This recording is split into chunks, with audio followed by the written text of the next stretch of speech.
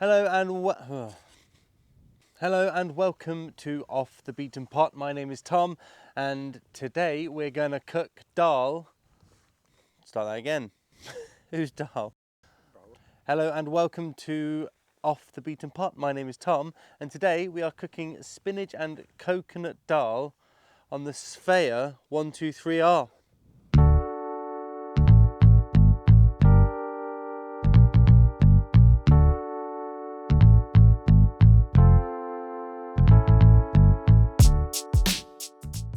So after over 2 years, finally managed to make it out with my dad to Dartmoor. So we've got a couple of nights here of catching up and walking and eating well with any luck.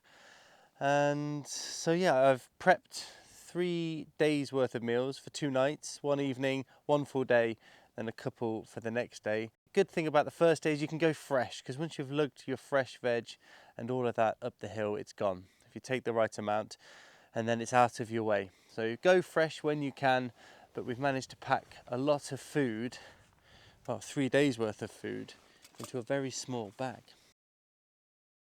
And this is my food for 3 days. It may look like I've got more, but the bag is just closer. Yeah, so really excited about cooking, and really excited just to be out in nature, looking at impeccable, incredible views, and doing the outdoors thing that we're privileged enough to do that we haven't been allowed to do in a while. So it certainly makes it all the better. I mean, this has been impossible for me for a few different reasons. One of them being a massive global lockdown, smattered with some other things. So to be out here overlooking this incredible valley, and it's rather spectacular. Right, after a lot of faffing, ready to cook some dal. So this is our evening meal. This is coconut and spinach dal with courgette. So in here we have got, I've got my list here because it's a slightly different recipe to what I'm used to doing, but it's roughly the same. 60 to 70 grams of red lentils. And then we've got 1/4 teaspoon of cumin, 1/4 teaspoon of mustard powder, 1/2 teaspoon of garlic powder.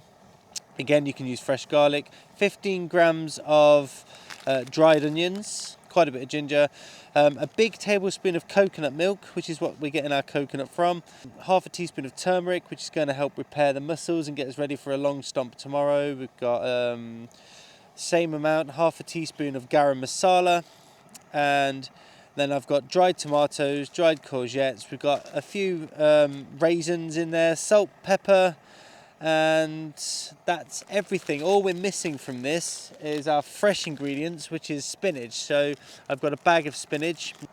So what we're going to do now is get all of our ingredients from this paper bag, and literally that's what it looks like in there, and pour it into our pot. So just got to add our water to the pot now, just enough to cover the lentils to start with.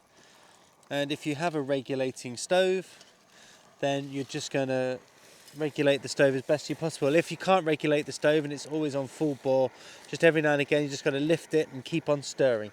We've added just enough water to cover the lentils for now, and we are going to bring it to the boil. Always stirring it, and if you've got a titanium pot, it's always worth stirring it more, because titanium obviously doesn't displace the heat as well as aluminium maybe, so you get these hot spots. And all we're really doing is all of those amazing ingredients that we've got in there, all of the herbs and spices, they're going to let their flavours go into the rest of the meal, and the tomatoes, the courgettes, they're all just going to soften up, rehydrate and soften up, as will the lentils, and then we should have a really amazing creamy coconutty dal when we're finished.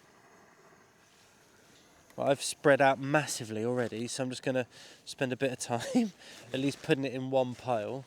So yeah, the dried onions, they look like toenails, but they're really lovely. When they rehydrate, they're just like onions, called kibbled onions actually. And it's one of those classic British sounding gross things, because it's the kibbled onion that one of my American friends said to me, why in Britain do you still eat like you're all gross and from the 18th century? And I said, I don't know, but why do you all eat like you have free healthcare? I'd say we're about 5 minutes in now from boiling, and Obviously mine's been less efficient because I don't have the wind guard around it, but you can really start to smell it. It's getting really aromatic, and I've just tried the sauce, and it's going to be quite zingy, a little bit of a kick, not too much to ruin your taste buds, but enough to feel like it's working. Keep checking it as you go, and mine's getting a little bit thicker, so I'm just going to add a little bit more water, because I've also tested one of the lentils. I didn't eat it, I crushed it under my fingernail. It's still quite gritty, so I know I've got a bit of time to go. I don't want to overkill it and make it too liquidy, so I'm just going to put a little bit in, give it a stir. I'm going to just keep watching it and keep looking at it.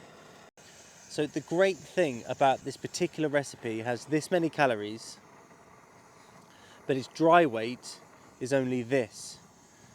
So you're carrying around in your pack this much weight, and you're gaining this many calories out of it, and I think that is quite incredible. They're really good, really proteinous. This is probably the healthiest meal we're going to have on this trip. Not that the rest are unhealthy, it's certainly one of the lightest ones as well. Obviously it helps for heat efficiency to keep your lid on when you're cooking.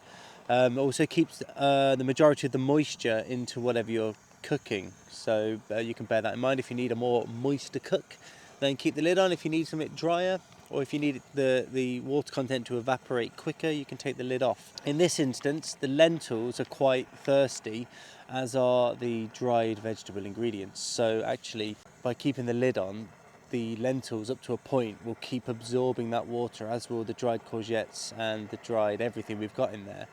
So you might think, well, I've got the lid on, so I'll be all right for moisture content, but those things are really, really drinking in that water.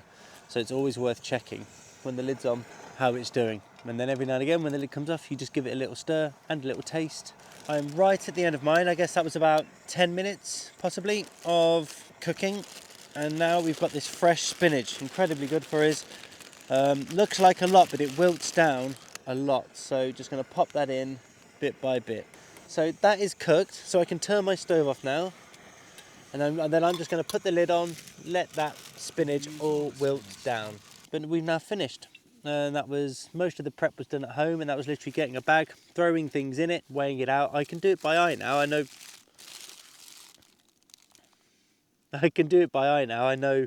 roughly what I'm doing. I still measure it out when I can. So now we have a spinach and coconut dal. This is not the most coconutty I've made, just an undertone of it, but it's really, really very tasty.